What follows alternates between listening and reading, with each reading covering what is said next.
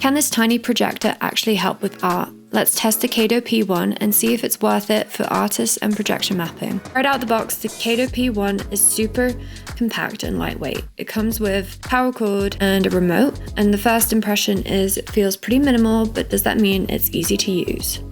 Setting up is pretty simple. Plug it in, connect to the device, and it adjusts and focuses on its own. One thing I noticed, the brightness is pretty good even with a bit of sunlight and the window open, but closing it makes all the difference. The projector comes with a software called Local Send, which I use to transfer over some of my images for testing, but there are also some example images which I'm going to try out onto the art drawing app.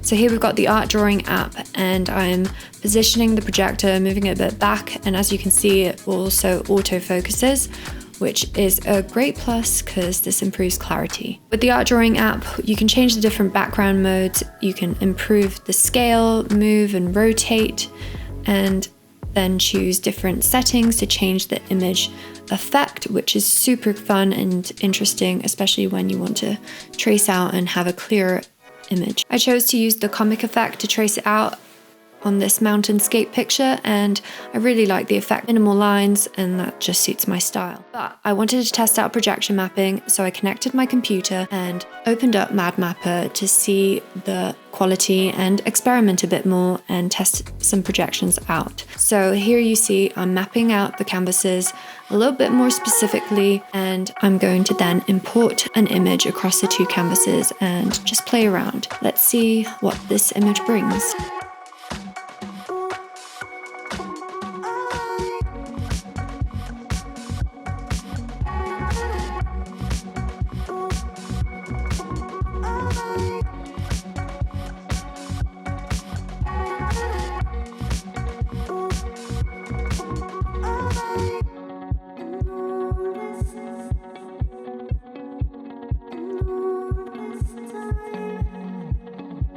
So let's break down this projector. It's super portable, easy to set up. They've got an art drawing app right in the software, which you can click on and install, upload your images, and then trace out. It's got a HDMI port in the back, so you can connect your computer and use projection softwares, which I personally prefer to do just because it's a little simpler and easier.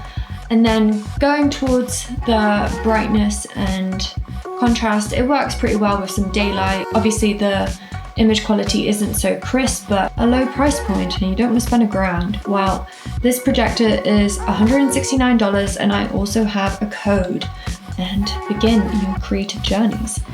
Otherwise, the only big con I would say with this projector, and a lot of projectors, the fan makes a lot of noise.